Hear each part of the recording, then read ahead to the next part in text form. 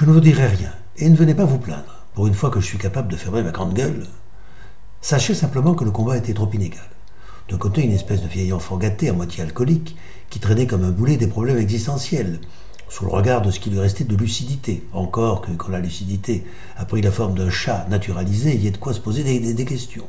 Et de l'autre, une enfant martyre, devenue femme de la pire façon possible, en étant violée plusieurs fois par jour, pendant de longs mois, par des tarés rendus hystériques, parce que la religion d'Allah leur était restée en travers de la gorge.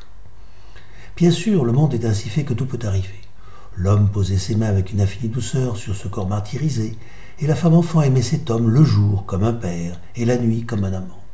Même si, avant de faire l'amour, elle demande toujours la permission aux 7 anges des Yézidis, ceux du Miché Pharès, le livre noir, celui qui décrit la création de l'univers, bien sûr. Alors rêvons un peu, vous et moi, par les temps qui courent, ce n'est pas une si mauvaise idée. L'homme ayant retrouvé un sens à sa vie, et grâce à ça un certain équilibre, peut enfin écrire le bouquin qu'il a promis à son éditeur. Et le bouquin marche, et même très bien. Anna est heureuse, elle a trouvé un père et un amant. En plus, pas de risque de conflit entre les deux, puisque le père et l'amant sont les deux faces du même bonhomme. D'ailleurs, c'est bien simple. Elle ne pense plus à sa famille, ni à son père, et à son frère, qu'elle a vu décapité au sabre, ni à sa mère, trop vieille et moche pour être violée, qui a été lapidée sous ses yeux.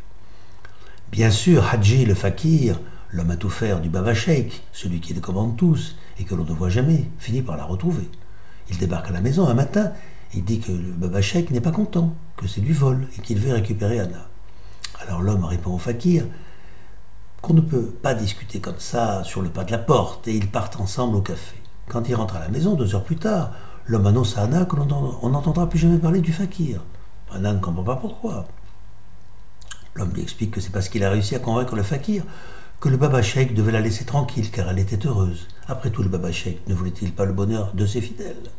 Anna sait cependant que le Baba Sheikh se fout totalement de ce que ses fidèles soient heureux ou pas. Il doit y avoir autre chose, se dit-elle, mais l'homme la rassure. Et puis le temps passe, et elle finit par oublier. À la vérité, grâce à ses droits d'auteur, l'homme a acheté Anna au Baba Sheikh. Il a ajouté, au cas où le fakir reviendrait à la charge, qu'il avait des relations très haut placées dans la police. C'est faux, bien entendu. Le seul flic qui y connaît, c'est le héros de ses polars, le commissaire Maurice Samarcande. Arrive un jour où l'homme se dit qu'il est temps de laisser le petit oiseau prendre son envol, et il décide de lever le camp. Il laissera son appartement à Anna, ainsi que la quasi-totalité de ses droits d'auteur. Ce n'est pas que ce soit un type particulièrement généreux, c'est juste qu'il estime qu'il est l'heure de tourner la page. Vous avez bien réfléchi, lui dit son éditeur estomaqué.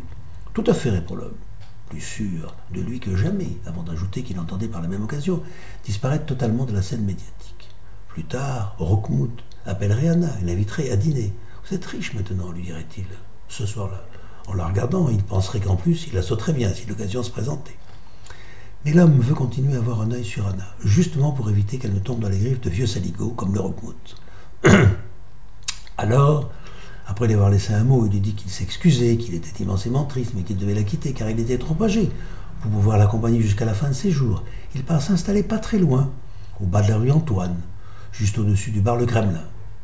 Il emporte avec lui son compagnon empaillé. Il ne veut pas que la présence de ce cassos, comme dirait le Roquemout, à qui le vocabulaire des banlieues colle la trique, plombe la vie d'Anna, comme cela s'est passé avec lui. Tous les soirs, au bar, il retrouve ses 2 copains travelots, Piotr Dimitrievitch Karelin, celui qu'on appelle Titi, et Anatoly Konstantovitch Petrov, dit Gros-Minet. Ce que se disent les 3 compères n'a pas d'importance. D'ailleurs, la vodka rend souvent leurs propos pâteux, parfaitement inintelligibles. Mais ce sont de vrais potes, et quand ils ne turbinent pas, les 2 traves se relayent pour garder un œil sur Anna, avant de retrouver l'homme au Kremlin, et de lui faire leur rapport. Tout ce cirque dure un certain temps, et un jour Anna finit par se marier, à Saint-Jean-de-Montmartre, aux Abbesses. L'homme assiste à la cérémonie, planqué derrière un pilier, au fond de l'église. Anna est ravissante dans sa robe blanche. Le marié, un cadre supérieur, bien propre sur lui, n'est pas mal non plus. L'homme est content, et se sent particulièrement léger quand il regagne son studio.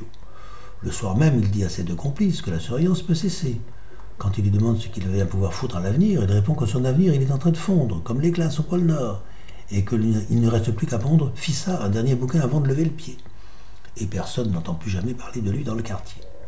On rapporte cependant qu'un jour, l'un des clients de Titi entendit quelqu'un brailler comme un âne, rue André-Antoine, et qu'il prit peur. « T'inquiète, répond le trave, avec son imitable accent cosaque, en refermant la braguette du patient. C'est un pote à nous. et on a toujours un œil sur lui. Il n'est pas dangereux. Seulement, il s'engueule tous les jours avec son chat. Il a qu'à le refiler à la SPA, dit l'autre. Pas possible, rétorqua Titi. Ça fait 30 ans qu'il est mort, ce chat.